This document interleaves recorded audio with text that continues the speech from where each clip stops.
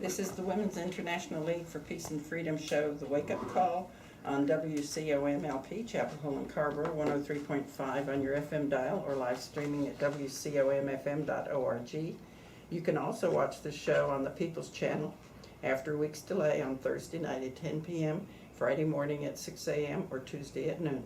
The show will also be available on our YouTube channel, Wilf Wake Up Call. I'm Mary Schwitzer here with our host, Lori Hoyt, Emily O'Hare on the camera, and today our special guest is Ciranna Bird. Yeah, thank you, Iris.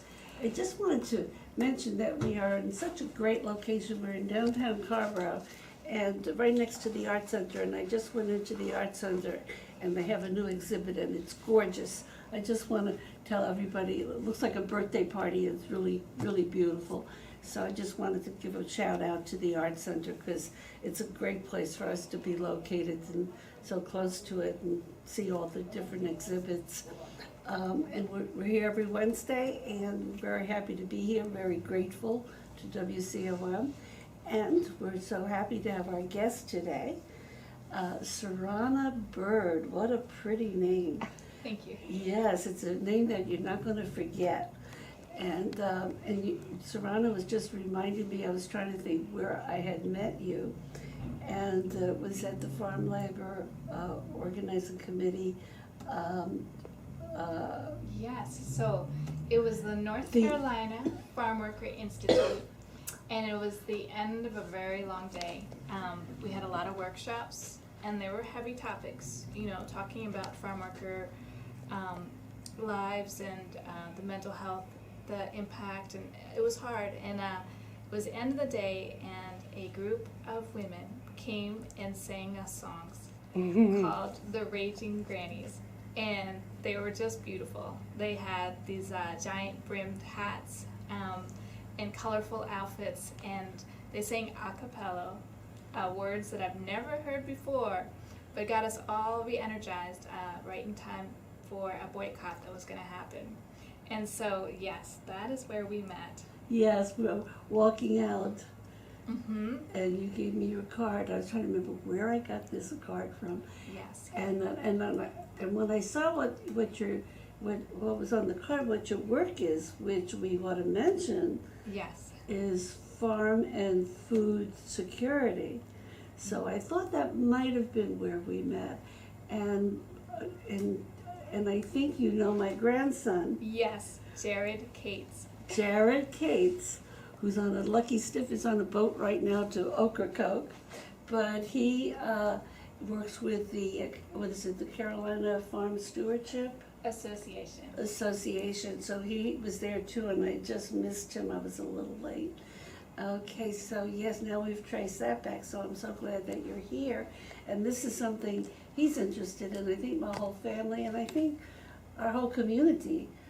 More and more, the more we learn, the more we're all interested in how farms, how they're run, what they use in the farm in terms of pest control, how the animals are treated, and food security has to do with all of that. So, but before we talk about your work, tell us a little bit about yourself, Ciranna. Okay, I will. So first, I am nervous, and I'm really grateful for the invitation to be on your show. This will be good practice so for when you become more and more famous. So I listened to a few of your past episodes, and I'm really flattered to be considered for an interview. So I'm going to do my best. You'll do great. Because there's no way you cannot, you know.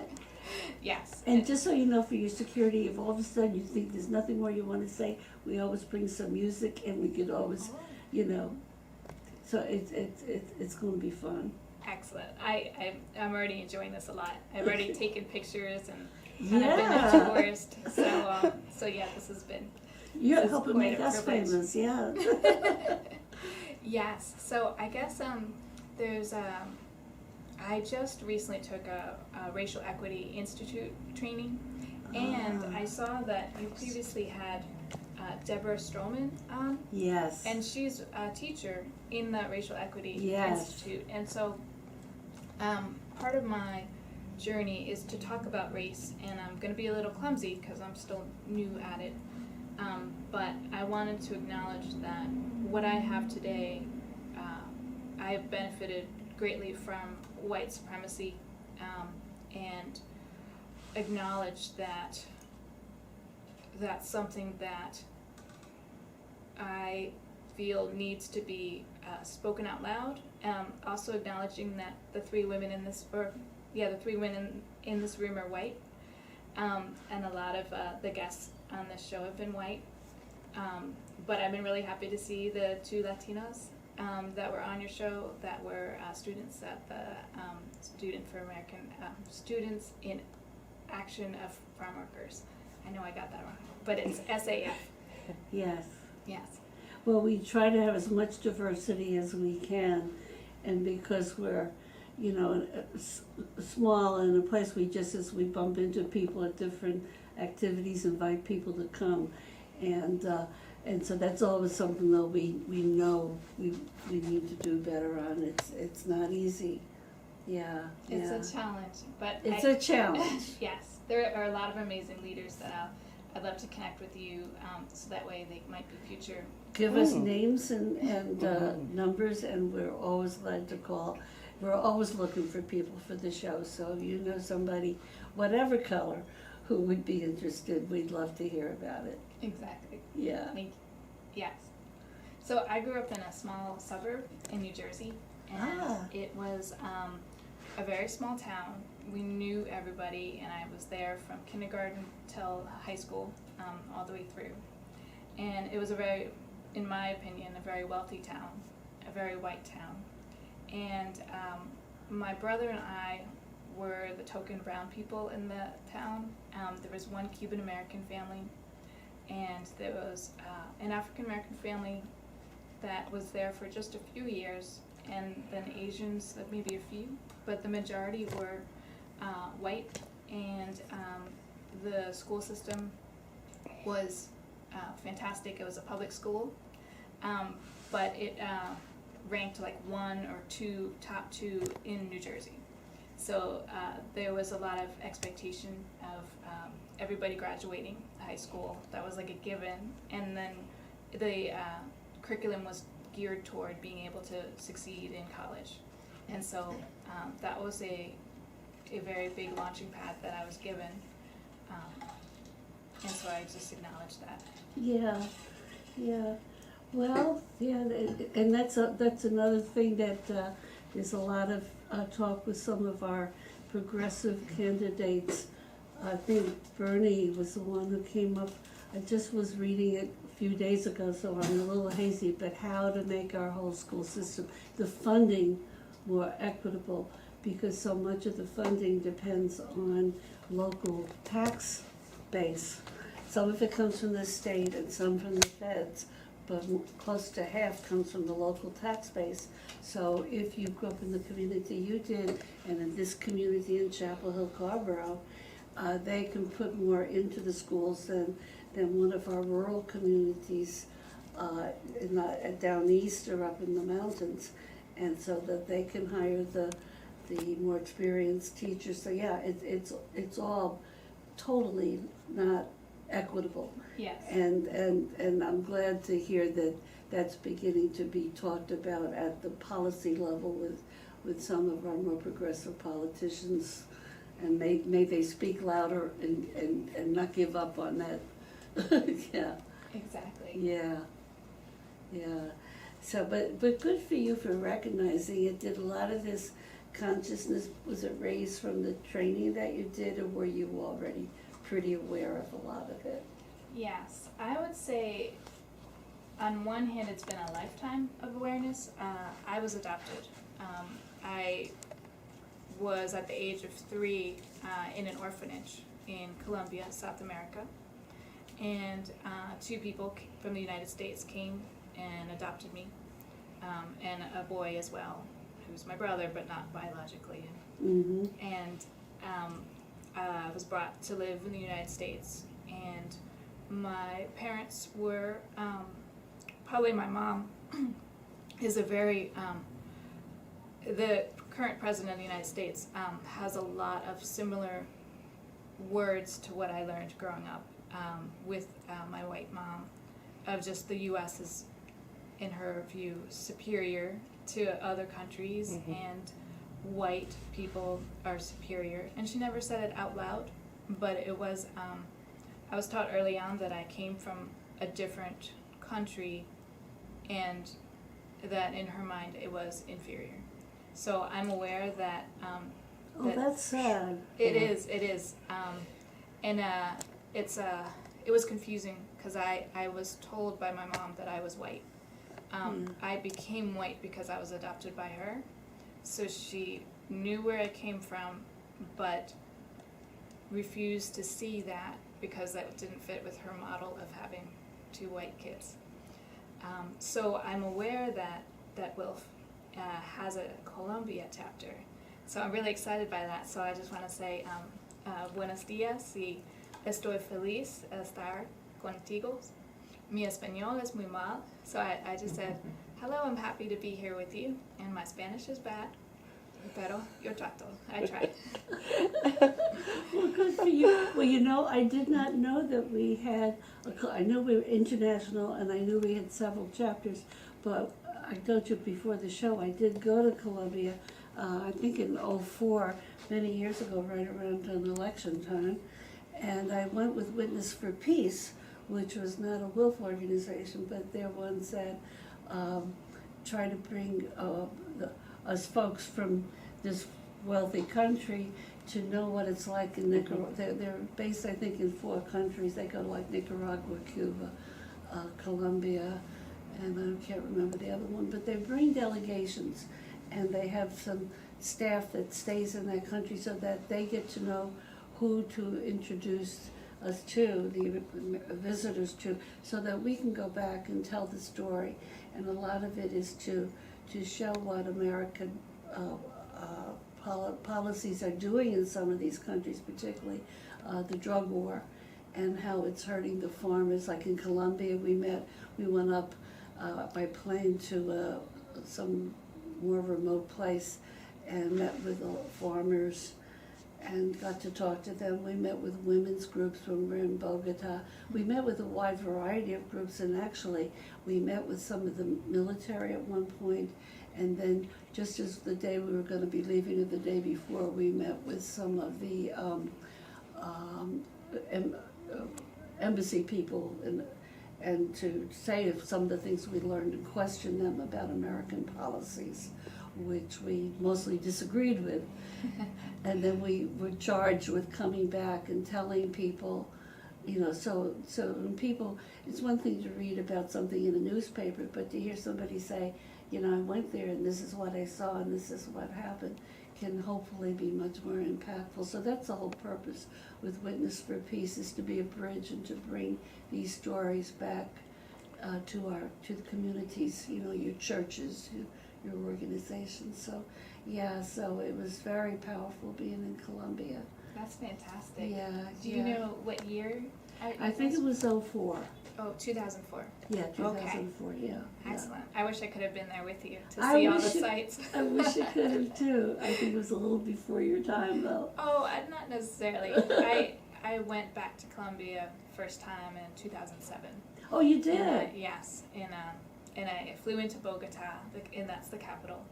And then that was hard breathing because it's up so high. It is, yeah, and that's where my orphanage was. So I think that's so right close to the equator. And then I traveled to Cartagena, which is just this beautiful old city that is right on the ocean, and it's just very touristy. Yeah. It's gorgeous. So. Well, one of the things we learned when we were there about the Afro-Colombians. Yes. And how they had been, escaped slaves and had found places to make some homes for themselves in this kind of isolated region. And then, of course, when they wanted to put a road or a pipeline, I can't remember what they wanted, but they were trying to take their land from them, and that was a whole big issue going on, so we brought up the issue of race, and that, whatever the country, this is not just our country, that That's still an issue in other countries too. Oh, definitely. Yeah. Yeah, there are more kidnapped Africans brought to Central and South America than in the United States. Yeah. So slavery is up and down the Americas. Yes. And I guess one thing I wanted to say too, is just, I identify as a Latina, and that's, it's interesting because in the U.S. that's not a race associated with that. And so people from Central South America can be very pale like myself, all the way to very Afro. Yes. And so it's a wide range, and there is colorism, that's a problem.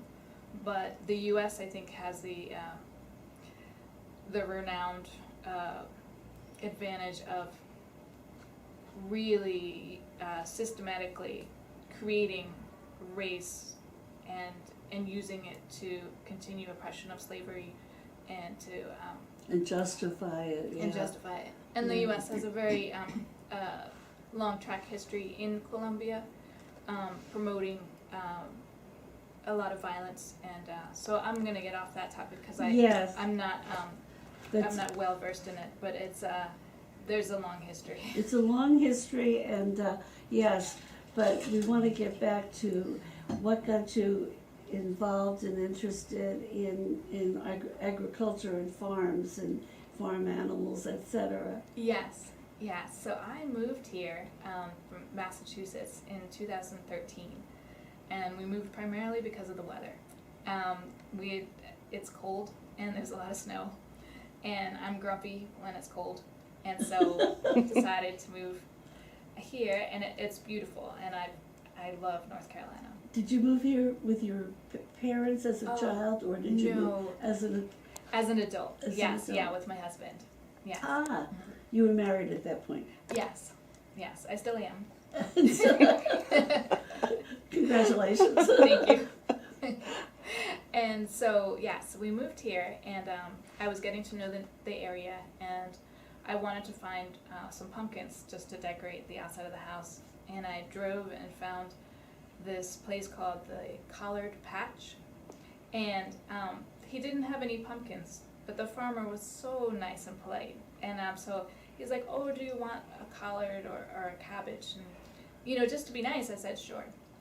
And then he pulled out his golf cart and asked me to hop on, and we drove through his fields, and he picked, we were looking at all the cabbages, and he's like, "Which one do you want?"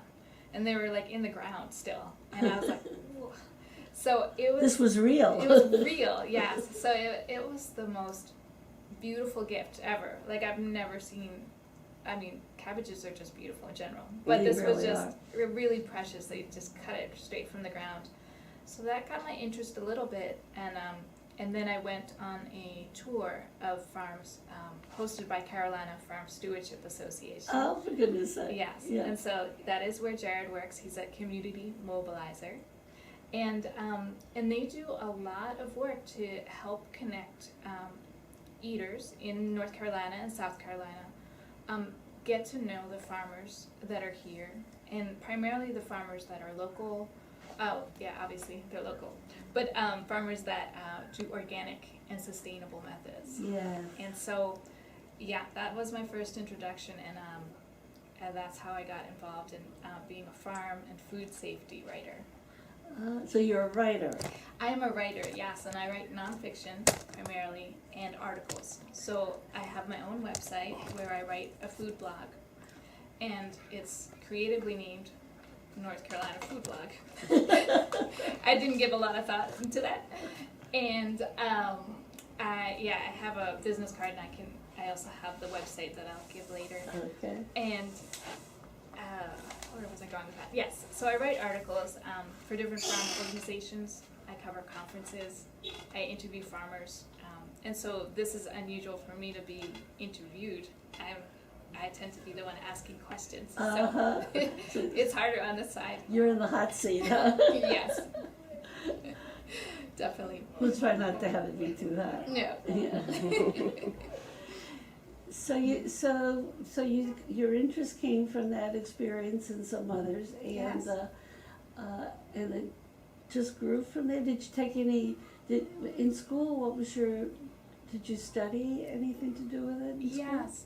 In school, my undergraduate was in biotechnology. Ah. And so that is a no-no in a lot of, organic practices of genetically modified organisms. But yeah, I studied a little bit about plant, and I created a transgenic tomato plant while I was there at Rutgers University. It was a great school, and I enjoyed it a lot. And then I was working in research, and so I was a scientist at a pharmaceutical company.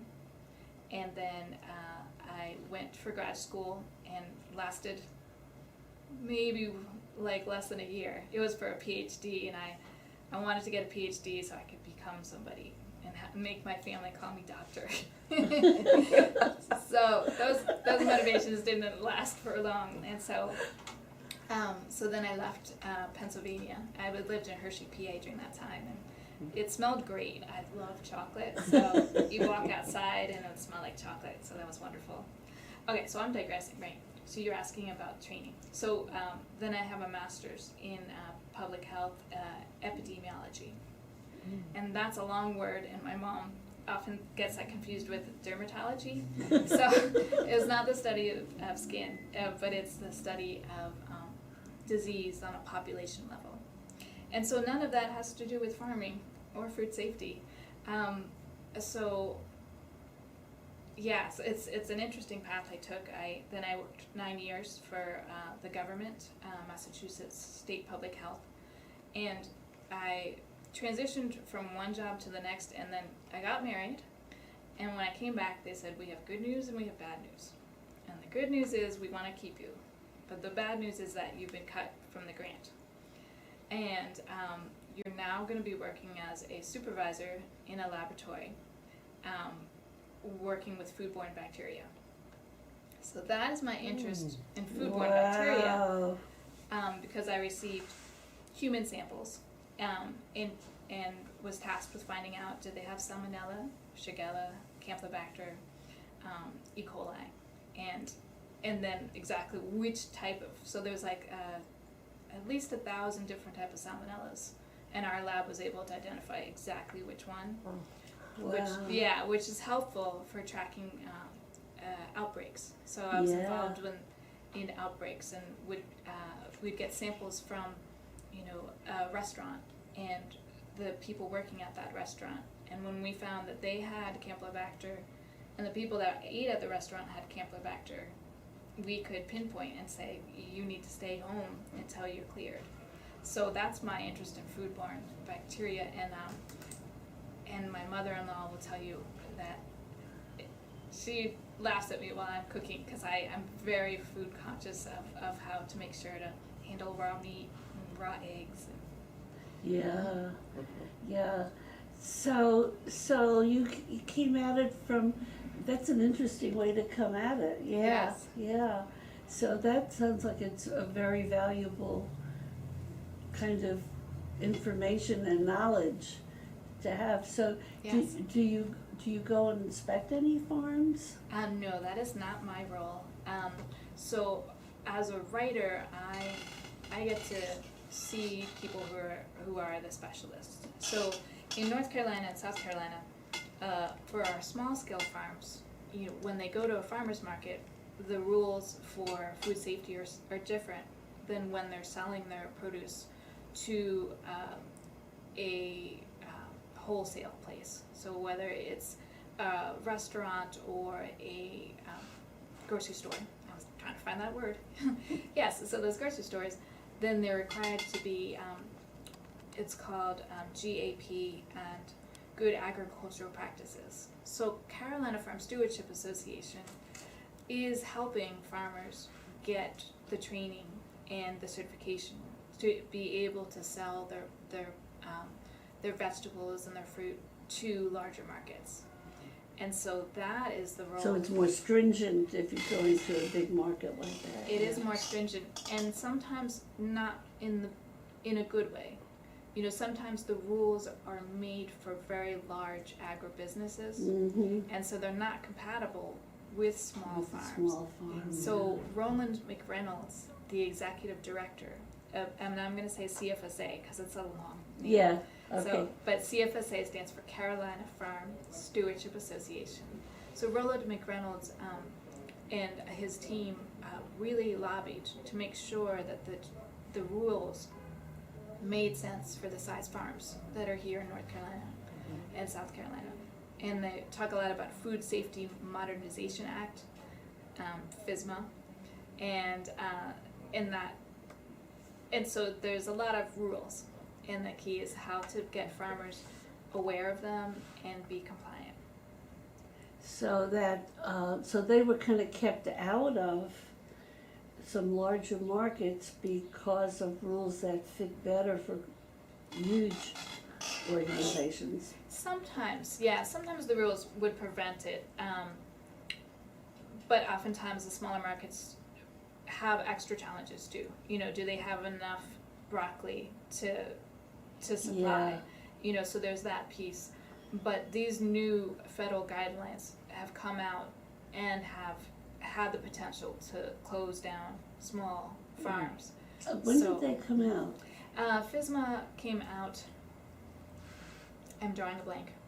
So I'm not going to tell you a date because I don't Well, know. just But it's recently in the or recently, yeah, in the past couple of few- years. last few years? And it's not even, Because I thought I've heard about that. yes, yeah, and the guidelines are almost released and then they're modified, and so, yeah, and they're going to have some stringent requirements about water use, and that could be very prohibitive as well. Yeah.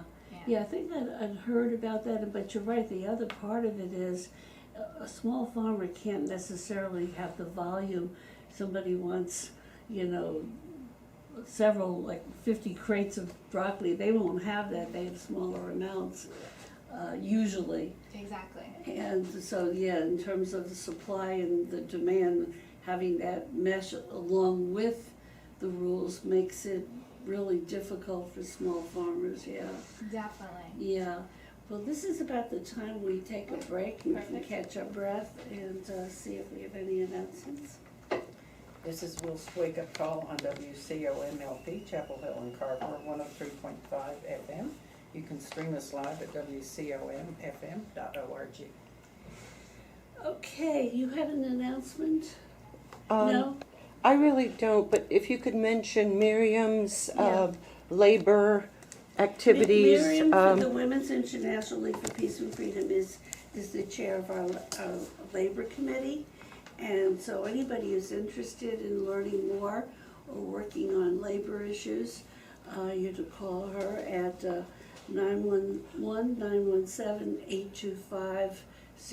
911-917-825-0884. 1-917-825-0884. She still has, I think, her New York cell phone. But well, we've been working on a labor issue with Wilt and the Raging Grannies too, is with, you mentioned the Flock Institute earlier where we met. They, in September 2017, during Flock's 13th Constitutional Convention, they voted to boycott Vuse, V-U-S-E.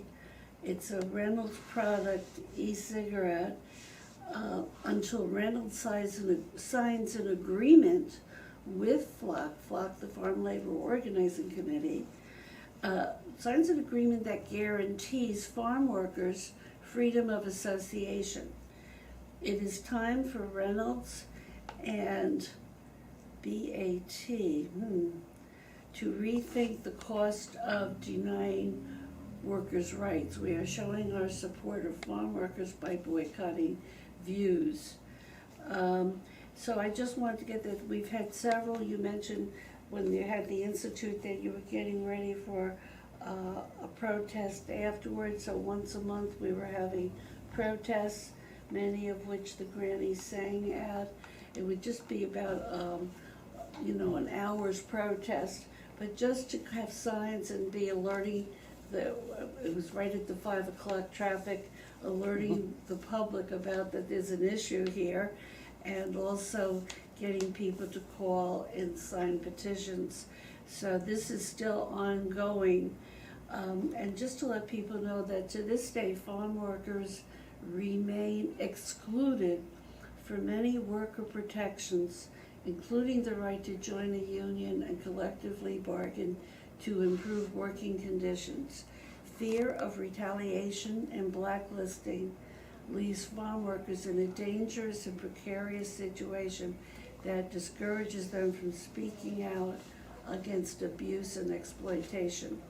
And just so people know, if North Carolina farm worker earns on average less than $8,000 per year, which is only about a third of the federal poverty level for a family of 4.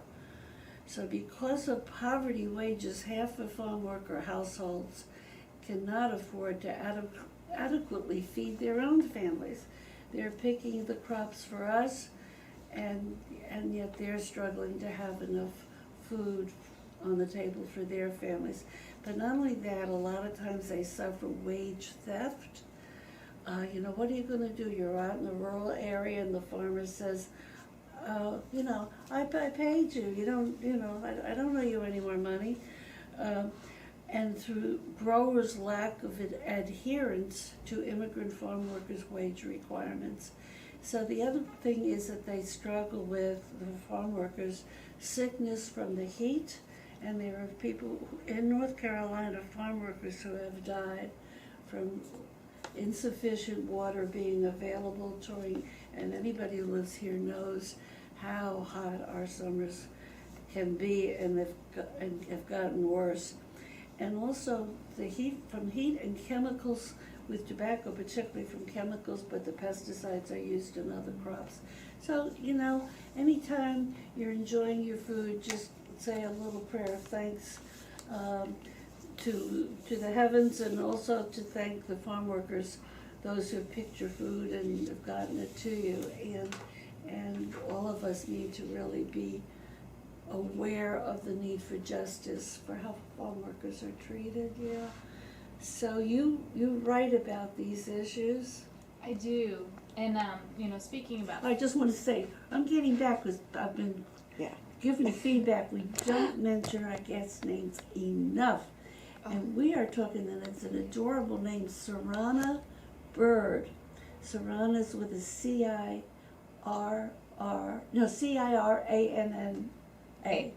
Ciranna Bird. Yes. And so that's a name that people should be able to remember, and we should look for your byline in different articles about food and food safety and farm workers. Yes. Thank you. Yeah. Yes. Yeah. So, Sir, like circle, CIR, and then Anna. Yeah. And my website is Ciranna. Oh my goodness, I am nervous. Let me see. Yeah, that's what happens when we're Ciranna Food Blog or North Carolina. I think you had said Okay, so it is www.Cirannabird. So all one word, no period. Okay. So Ciranna, bird as in like a eagle, BIRD.com. And then on that website there'll be many different pages. And one page will be the food blog. And another that I want to direct our audience to are the resources, because a lot of the organizations that I'm going to mention hopefully in the next half hour are going to be, I have the links to them on my website, so it'll be an easy way to find. So I guess you can work out of home then. Yes, I do work home, and which is great because then I can take care of my dog. Yeah, and you got a picture of it. What's your dog's name? His name is Rocky. It's what? Rocky. Rocky. Yeah, so he's a black lab, and he's the Beautiful. sweetest. Is that a political name? No, I don't know. That was his name when we got him. Ah. So he's a rescue. He is. Yes. Oh, beautiful. So so he's kind of my adoptee. So You're adoptee.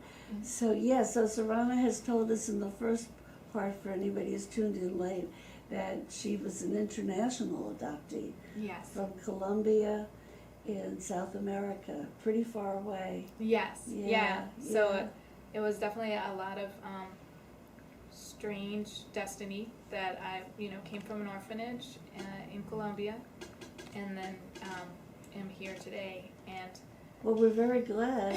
Thank you. I am too. I Yeah. am too. Yeah. Yes. Yeah. So, touching on the farm worker issues, it also is just another piece of the racism that's occurred in our country. We started off our country benefiting from kidnapping human beings from Africa and having them work in our tobacco fields and sugar, and then they, were so gracious to free these slaves and have them be sharecroppers. And so, After a bloody 4-year war. yes, definitely. They did not do it graciously. No, they did not. I was being facetious. I know. Apologies for the audience who doesn't know me. Yeah. For those who are listening on the radio and can't see that's a joke. I just want to make sure we're clear about that. Thank you. I appreciate that. And so we've had a history in this country of using people from other countries to raise our food. And so we've hired Filipinos, and then a lot of the Mexicans that the current president are railing against are people that lived here before the U.S. Became the U.S. So a lot of the western part of the United States was owned by Mexico, inhabited by Mexicans who were farmers. So And we stole their land. we stole their land, and we stole their ability to have wealth and made them work on farms for very low amounts, for very poor rights. And so one thing that I'm on the board of CFSA, and as a board of directors, I chaired an agriculture workforce committee. And so I was very alarmed because of what the current president has been saying, lies about who Mexicans are. And I won't go too far in it because I could, go into weeds, but the idea of the wall and everything made me wonder. In North Carolina, we depend on farm workers, and farm workers oftentimes are migrants from Central and South America, but oftentimes Mexicans, and they come seasonally. So they come in the spring and then they leave after the Christmas trees are harvested. And so I was wondering, how is that impacting our farmers? So it's an organization of farmers, and so when you talk to farm workers, you hear about these farmers that aren't paying the wages. That doesn't tend to be the population of membership that CFSA has. But one of the things that is known is that there's a middle person. So there's, a farmer, and then they hire someone who hires the labor and pays the labor and talks to them about issues. And then there's the farm workers. And so sometimes there's farmers that are happy to not look closely and see what is really being given to the farm workers. So that is kind of one of the things I wanted to address in our organization and see, as an organization of farmers, where do they stand in farm worker rights? And so we had a listening session. I created a survey and gave it out to find out, is this something that as an organization we can move forward in? So Jared is on the policy committee, and Rochelle Spark is now able to move forward because of the results of the survey. And so that is something that speaks to me, because as a Latina who somehow magically got into the U.S. without having to cross a border, without having to suffer in the same ways that they suffer, I am aware of just how fortunate it is to be a naturalized U.S. citizen. Yeah. So the survey, what did the survey come up with? Yes. So at the time there was a part of the Farm Bill. They were holding up the Farm Bill to stick in a clause that would take out guest worker rights. So farm workers are called guest workers, and they go through a visa program.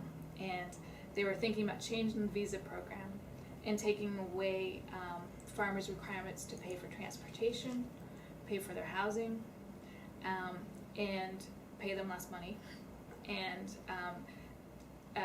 keep them away from being able to talk to the legal system, even for free legal aid.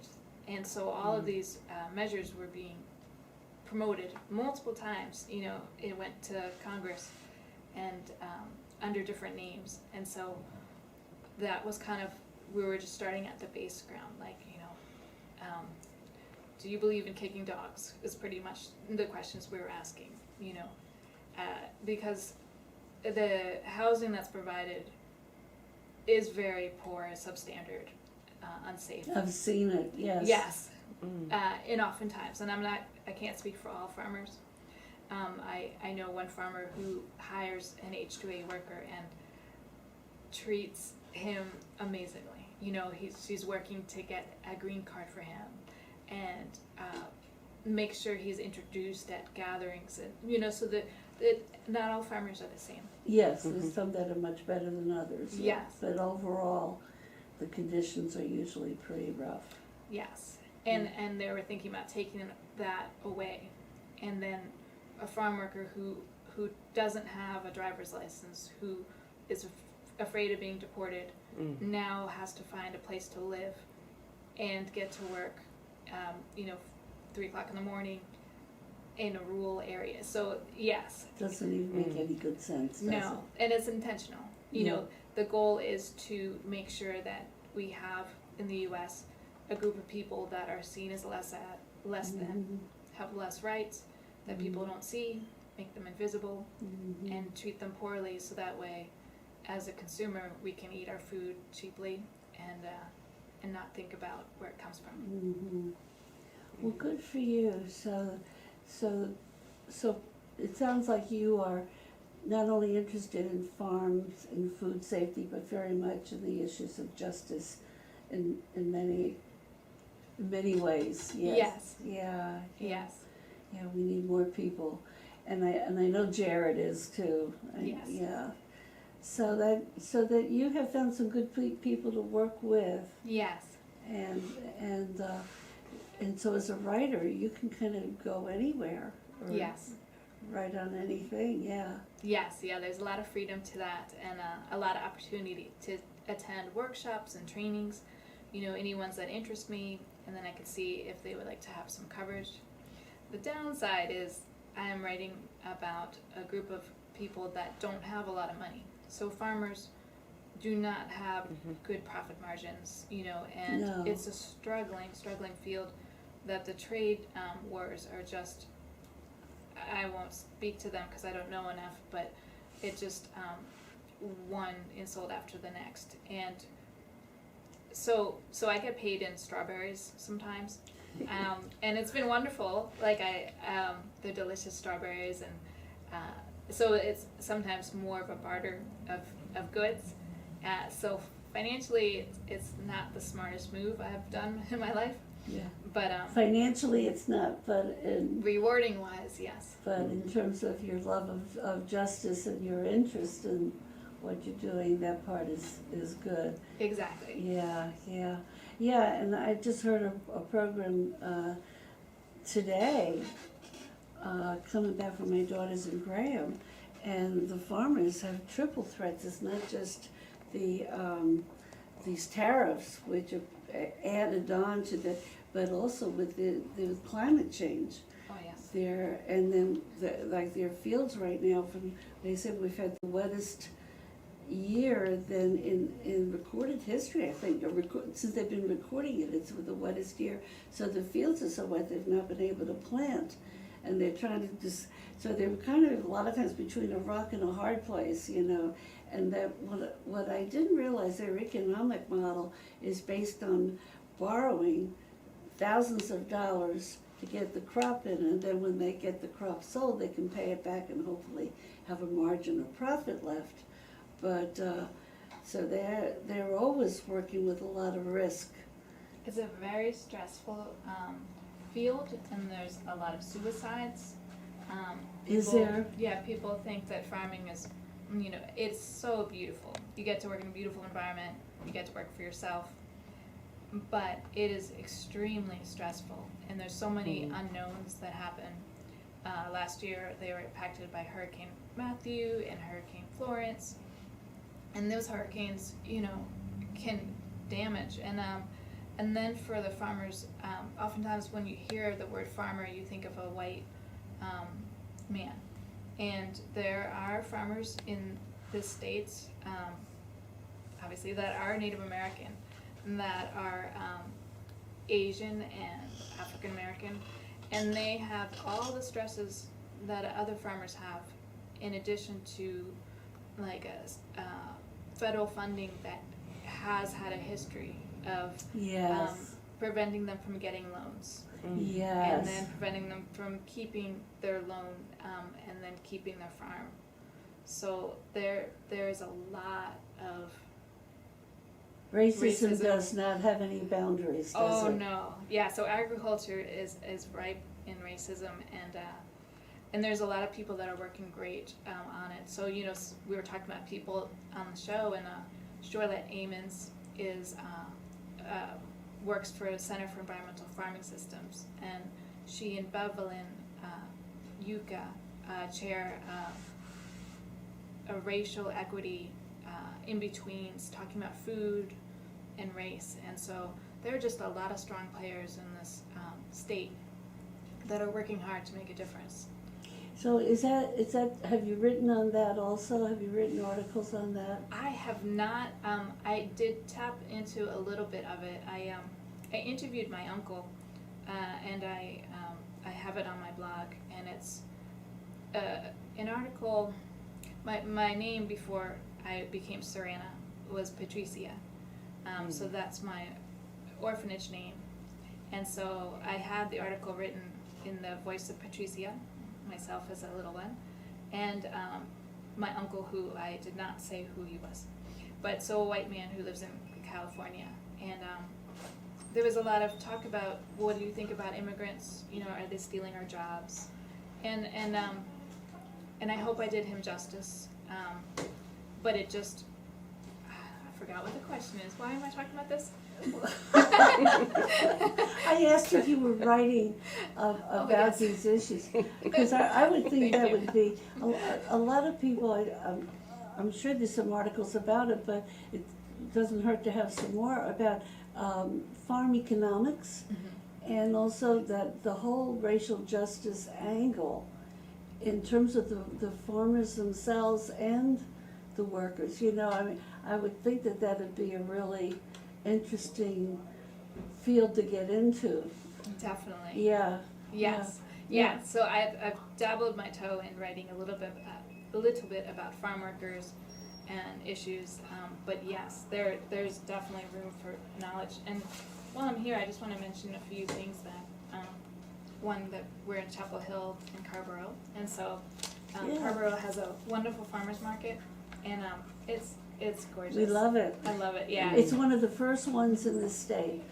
And when we're talking about trying to make the world a better place, I think that was one of the most creative things in terms of finding a place for small farmers to have a place to bring their goods to, and for those of us who like healthy food and fresh food. And getting to a place talk to your farmer and to, yeah. yeah, and having them talk to you and share their pride and the work they do to make sure that it's without pesticides. And I mean, it's just amazing. And I attend the Chapel Hill Farmers Market at University Place. Yeah. Almost every Saturday morning. Yeah, because once they started the Carborough one, it was such a good idea, and that's what happens with good ideas. It spreads, and there's lots of people copying it, thank goodness. Exactly. Yes. So you wanted to mention some organizations to call people's attention to? Yes. Yeah, there's, I'm going to say Carolina Farm Stewardship Association.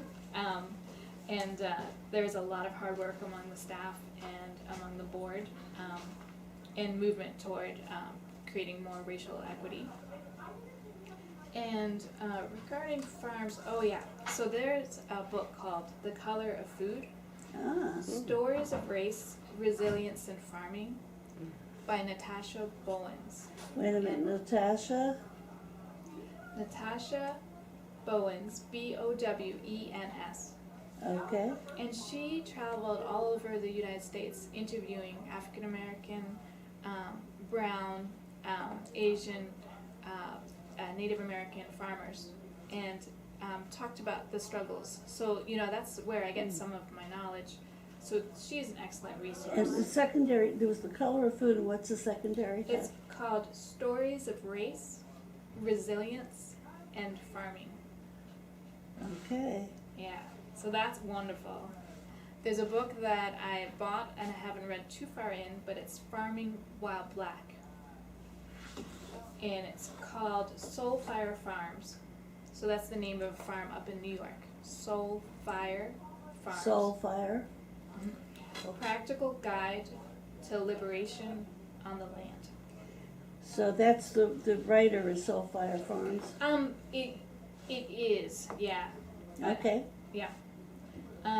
Another one for just eating, called The Cooking Gene, A Journey Through African American Culinary History in the Old South. And the author is Michael W. Twitty, and he's a wonderful speaker. Michael W. Twitty. Yes. Okay. So that's some good resources to go to. Exactly. Yeah. Yes. And pictures and visuals are important to me, so it's always helpful to see and hear stories of resilience and just get inspired. So it's helpful. Yeah. Have you been out to CCCC, the Sustainable Agriculture curriculum out there? Yes, one of our board members, Robin Kovanich. Oh yeah, my Is, daughter took the course, and in okay. fact, she was just talking about Robin today because she's getting ready to move, and she said, "I've got some books. I don't want to just give them away. One's on organic farming, and I'm sorry I didn't get the title because we could mention that today." But she's like, "I'm going to call Robin." That was her old teacher. Oh, yeah. that's fantastic! I'll Yeah. let her know that she's well thought of. And Yeah, very well thought of. Yeah. So you've been out there and have seen what the program is. I've seen a little bit of it. I don't know a lot. I know they have a very strong extension agents in Pittsburgh, and so Yes. and that's where CFSA calls home, as well as RAFI, which is the Rural Area Foundation International. Right, Rafi. Well, Emily and I and Chris, who's another raging granny and friend, we went out there a couple of summers ago and did a tour of the program. Okay. Yeah. Oh, fantastic. And Rafi is The Rural Area, and then I want to make sure I get it right because I sometimes make up acronyms. rural area, something farm, I guess. Yeah. Yeah. Yeah. Let's see. That's okay. Yeah, Rural Area Farm International. Okay. Farming, that sounds good. Yes, and they can access CFSA, Student Action with Farm Workers, RAFI, and the Color of Food website, all on my website under resources page. Okay, so give us your website again because we're getting near the 2 our minutes. time, Okay. and we always like to have people know where to. So we've already said some of the resources that you. So we talked about Carolina Farm Stewardship, about Rafi. A lot of this is what Pittsburgh is like a hot hub of progressive farm programs here. It is.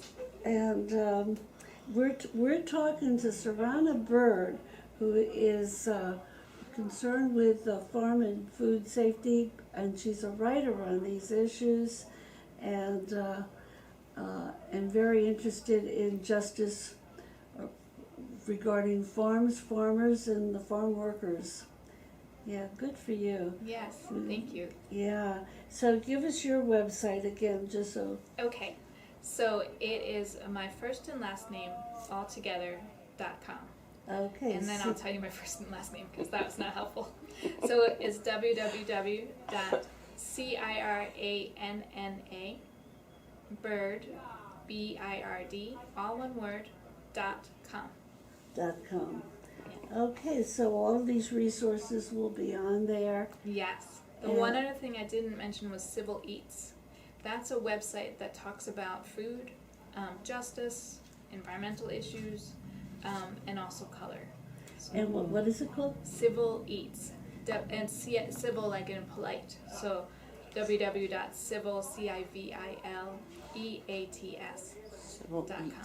And Civil Eats. yes, and I had a chance to write for them when our poultry processing plant was closing in Western North Carolina, right before Thanksgiving. Oh boy. So Civil Eats, that is a place or a book or? It's a website It's a that website. has all of the different issues, and they're just very intelligent writing. And okay, now that sounds like I'm promoting myself. No, It's okay. No, but of course, if you don't, who will? but it really does have amazing articles. And, Yeah. yes. Yeah, that's wonderful. So, so you've given us a lot of places we can find out more. Yeah, the whole thing with farmers, you know, a lot of times it was people just came, you're right, seasonally, and they were able to go back and forth across the border and go back home, and their families were at home, and they could get some extra money when they went home. And then when we started closing up the borders, they're stuck here, so of course then they want to bring their families here. And I'm sure a lot of these families would rather be, you know, back home where their community and relatives were, but by making the borders so tight, it's made it very hard for, you know, it just seems like we've been shooting ourselves in the foot. Definitely. Because we need to have the food, we need to have it picked. And a lot of farmers are saying that, you know, they're desperate about getting enough help to pick their crops. So who knows why these things are, what's in the mind of some of these ones who make these decisions, you know? Are they, well, we won't go there, you're right. No. We won't go there. Not today, anyhow. I just want to thank you so much. It's We been want a to pleasure. thank you, Ciranna Had so Bird, much for fun. coming and bringing your beautiful smile and your wonderful passion for justice and your very good, wonderful story about this international adoption, you know, Yes. and that you're so glad to be here. Columbia's got some tough Oh, times. not to say that I wouldn't want to be in Columbia. So like that's definitely I would have liked to have been in Columbia and know my birth family and know what my Yeah. roots are and all of that. In spite of So- all the wonders of our country, you would have rather stay back there. Yes. Yes. So Yeah. yeah, so definitely I'm grateful for the gifts I've been given. But I also acknowledge that there's been a lot of loss and there's Yeah. yes. So have you found out anything about family back there? I am an orphan, and they have no information about birth families. So, and we're out of time. So, We're out of time. I'm getting the signal. Thank you. Thank yes, you. thank you.